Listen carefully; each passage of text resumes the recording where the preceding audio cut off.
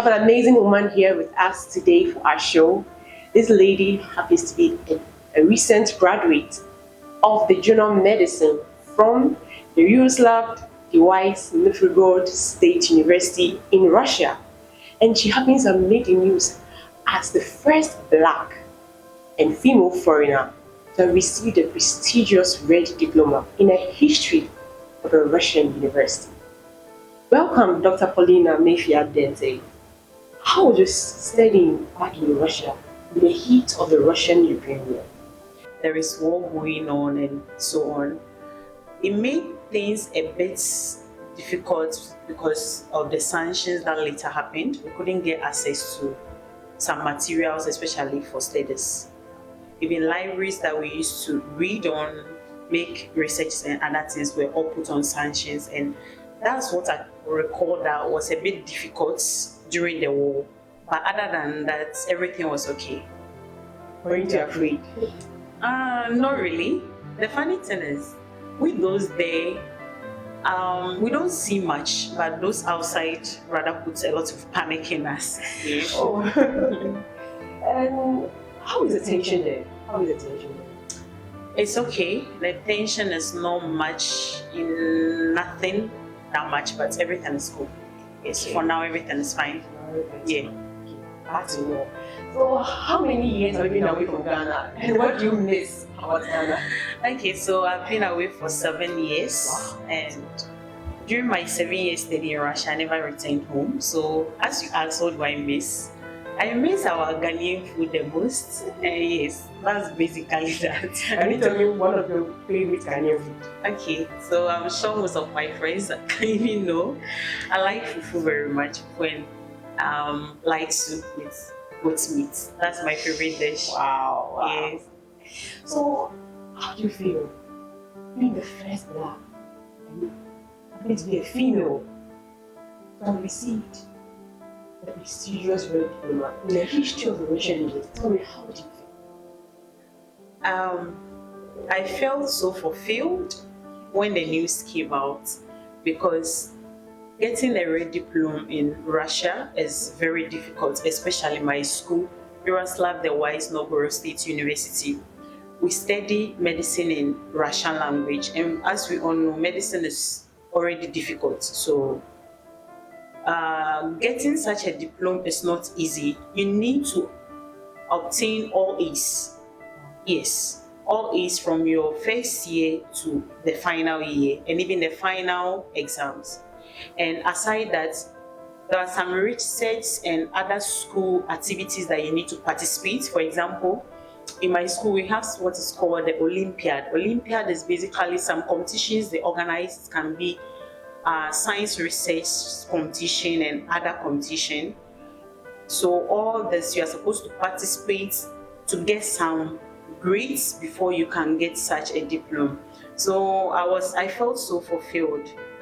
And to add to, I'm somebody that really like challenges. When I first got to Russia, my seniors who were already there told me that getting a Red Diploma is very difficult. So just size your mind to get satisfactory and get the blue. Actually, we have two. We have the blue and the red. So I told myself, no, nothing is impossible. Even though, yes, it's a language we've borrowed and we are studying in, but I think when you put in much effort and dedication and discipline, which I believe so much in, you'll be able to come up with something good. So I started working hard. I told myself, no, I want to have a feel of this Red Diploma, what it is. So I was not actually studying for just the receipt, but I had a passion for medicine to study to become a medical doctor. So I put in my best and I put in all the discipline. I did everything I had to, and it came out that way. So as you asked, I felt so fulfilled, and it was something that I really thank God for it, because it comes with other packages as well. Getting a Red Diploma means that you're an extension student. It's awarded to the extension students, and also you get a permanent residence, and after 3 years you get a Russian passport to become a Russian. Yes. Okay. So, I want to ask, did you face any challenge when it comes to you being a black black student in a Russian university? What challenges do you face? Okay, so with the Russian university, um, there are not much challenges though. But the thing is, we study with Russians in groups. So sometimes being among them as a black is not easy. Maybe even communicating with them, they don't really like to associate themselves much with blacks, and so they build a level of friendship or having this feel of freeness around you before. So with the students was not that there were no much challenges. And from our professors and the doctors who lecture us as well, they were cool. One thing I like about them is when you deserve something, they actually give it to you. Yes. So there were no much challenges though. But sometimes the little I could recall is when you are speaking with your lecturers, maybe in terms of examination, in terms of quizzes or whatever it is, sometimes it will make you feel, speak well. What are you saying? I don't understand. Because you can't flow very well fluently as compared to the Russians. But there are a lot of professors that are very exposed. Sometimes they know that you have the knowledge, but maybe the language is very difficult for you, so they help. Yes, please. That's nice. When reading your story, I read something about your foundation, Remedy Foundation. Can you tell us something small about the foundation? Okay, so I thought all growing up as a kid to become a medical, always having a dream of becoming a medical doctor, I've always wanted to help people. Yes, so I sat down and then I put one or two things, and then I came up with this foundation called Remedy Foundation, which is now on Google. So when you go to Google and you type Remedy Foundation.space, you see it, and there are lots about it. So Remedy Foundation is basically a non-profit organization committed in transforming health care and outcomes in underserved and remote areas, especially in Africa and places that need it the most. And this part of the foundation is divided into two parts. Before I explain that, let me talk a little about our vision and mission. So it's to bridge the gap disparities between health care in Ghana, and also to help provide health care to people who need them most, and also people to get access to it. Especially when we look at the villages and other places, a lot of people hardly get health access. Sometimes maybe the hospitals they need to travel to is far from them, and so on. So the idea came up with putting all these thoughts together.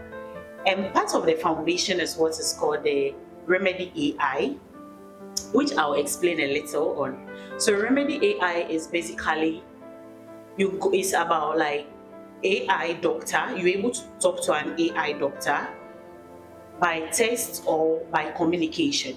So maybe somebody who is sick goes to the website, there are AI doctors there. You will be able to communicate with them. Maybe you have an emergency or you are seriously sick.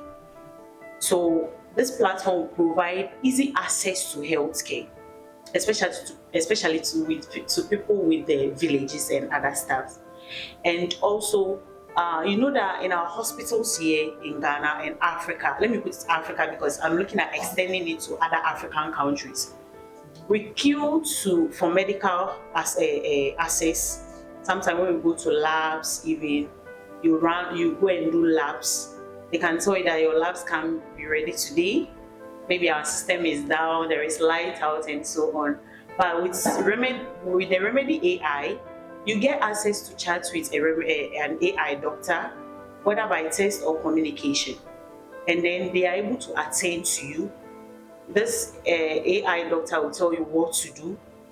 If they see that your case is beyond, then they direct you on where to go, and even maybe the specialist that you need to go and see. You know, in our country or in our health sector, sometimes you go to a general doctor or a general practitioner, and then after your signs and symptoms, before they will tell you that you need to see maybe a gastroenterologist, meaning that you have a problem to do with your stomach, or a cardiologist, meaning that maybe you have a heart issue. But this AI doctor will just tell you straight what to do. So that's basically about my foundation. Yes, and also part of it is the NGO, which I made mention of going to the villages and other places to educate people to, for example, let's take maybe high blood pressure. We have a lot of people that are facing such issues now with high blood pressure. Even the youth now is just alarming. People in the villages don't even, they are not equipped and they don't even know whether they have it.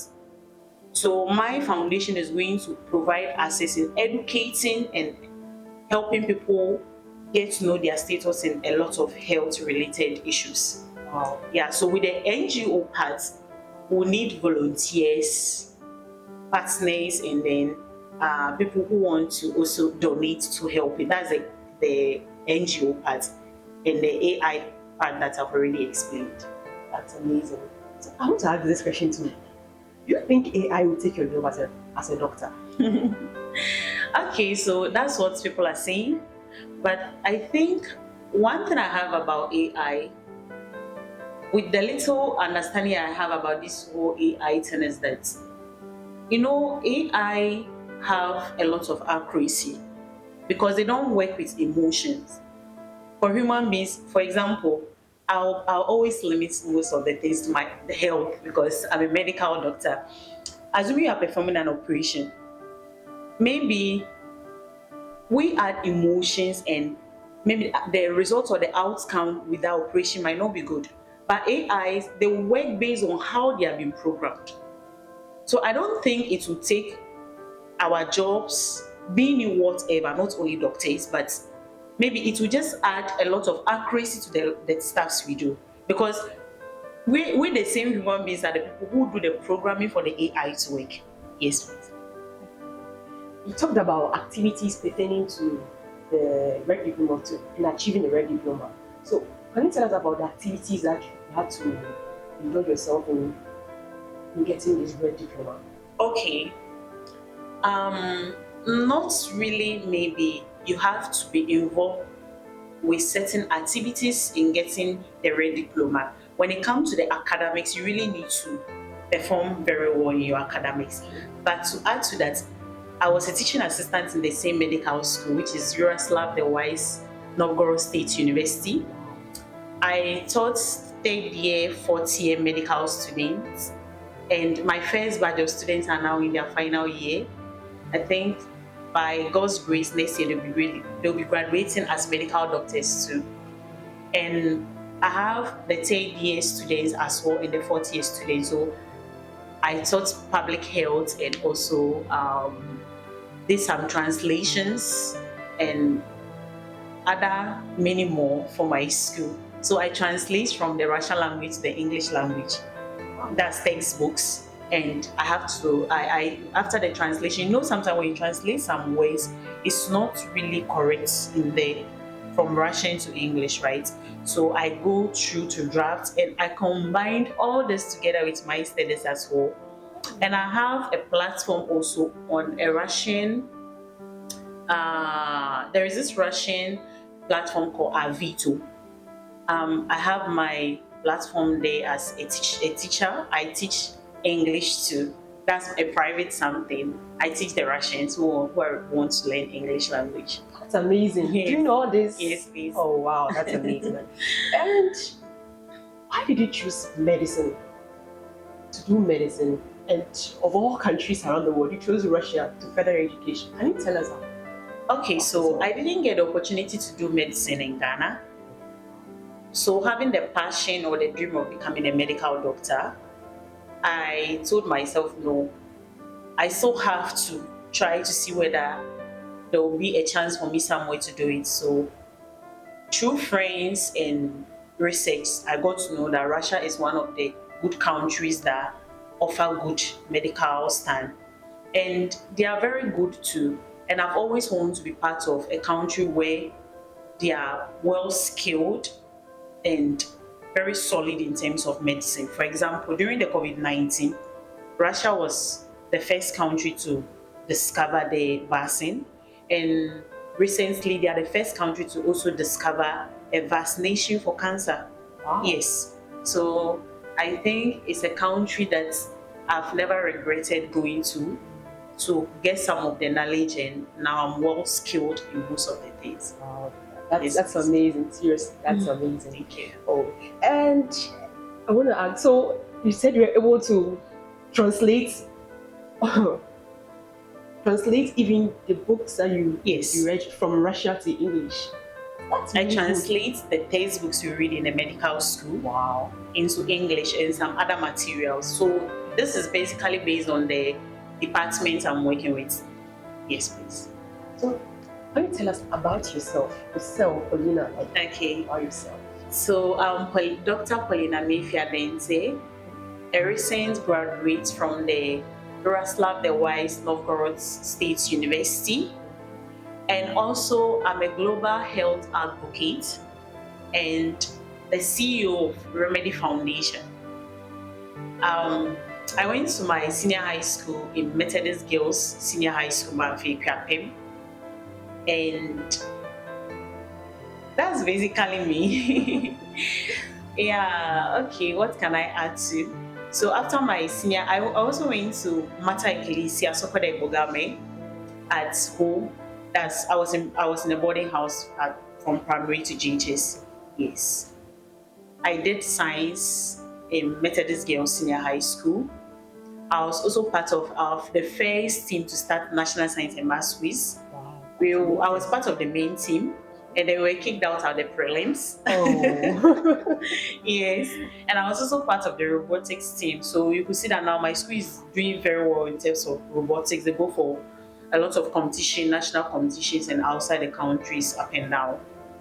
I'm from the OT region, which is formerly part of the Volta region. Yes, so that is basically about me.